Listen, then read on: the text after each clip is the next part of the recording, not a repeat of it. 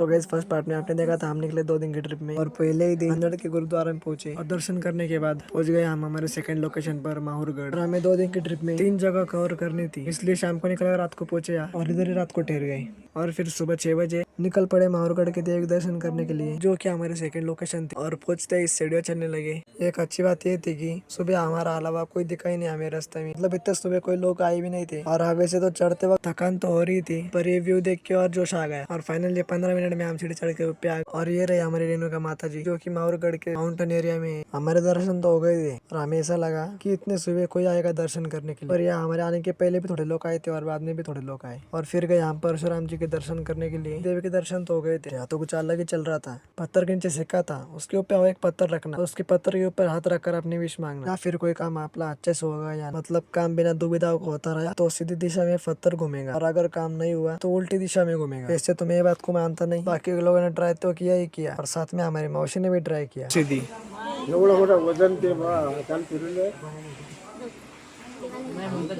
तो गाइस हमारी first location तो हो गई थी और आ गए थे हम सेकंड लोकेशन पर, जो कि था अनुसया माता मंदिर। हमारा ऐसा था, दर्शन एक तरफ और बंदर को खेलना एक तरफ। और मेरा भाई तो बंदर को ऐसा खाना खिला रहा था कि वो ये बंदर सेल्फी देने को कोई इतराज नहीं था। और फिर दोबारा सीढ़ियां चढ़ने लगे और एक बंदर तो मेरे भाई के साथ ऐसा खेल रहा था जैसे कोई आदमी का छोटा बच्चा हो।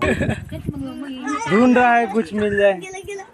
फिर फाइनली चढ़ जाते वो मंदिर के ऊपर। मंदिर में दर्शन वगैरह करने के बाद फिर आ जाते हमारे रूम पर चेकआउट करने के लिए, क्योंकि अभी हमें जाना था बासर। उसमें पहली बस भी ऐसी मिली, कोई भी आदमी आराम से सोकर जा सकता है, जैसे कि मैं सोकर आया हूँ। और इधर हमारे पार्थ भाई को कुछ अलग ही चल रहा था, और हमारे प्रताप भाई की आंखों में साफ साफ नींद नजर आ रही थी, क्योंकि हमने जो रूम रात को लिया था वो रूम में गर्म हवा के अलावा कुछ आ रहा भी नहीं था। सच बताओ तो हमने बहुत स्ट्रगल किया है बासर तक आने के लिए, 3 से 4 बसों में ट्रेवल। फिर फाइनली शाम के 5 बजे बासर। साथ में हमारे यहाँ छोटी बॉस मिल जाती रोहनशी। सरस्वती माता के दर्शन करने के बाद हम आ जाते गोदावरी के तट पर फ्रेश होने, और इसी नदी के साइड में गंगा माता जी की मूर्ति रखी थी। और फाइनली हम फ्रेश होकर निकल पड़ते हैं हमारी रेलवे स्टेशन की ओर। और यहाँ आते भी सबसे पहले मोबाइल चार्जिंग का काम। वैसे तो ट्रेन का टाइमिंग 10 बजे था, पर सारे लोग 8 बजे यहाँ पर आके बैठ गए थे। हमारा ऐसा था, हमारी फैमिली से एक दिन पहले आई थी, क्योंकि हमें माहौरगढ़ भी करना था और बाकी लोग सिर्फ बासर के दर्शन करने आए थे। और ये रही हमारी खतरनाक गौरी। इनको आने में अभी भी आधा घंटा था, और फिर सारे लोग अपने अपनी जगह के हिसाब से चले गए। कुछ ही मिनटों में ट्रेन भी आ गई।